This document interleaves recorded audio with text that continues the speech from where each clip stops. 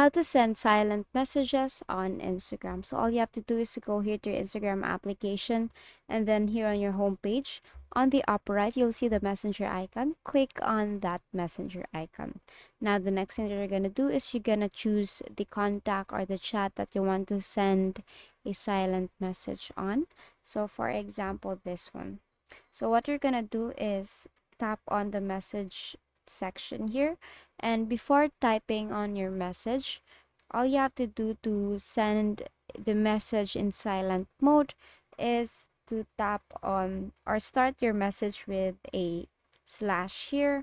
And as you can see, the silent options will come out. So send message without a notification, click on that, and now you can start typing on your messages. And basically, if you send that message will be sent without notifications, and basically that's it. That is how you send silent messages on Instagram, and that is all for today. If this video helped you, please don't forget to like, share, and subscribe to our YouTube channel to show your support. Thank you for watching.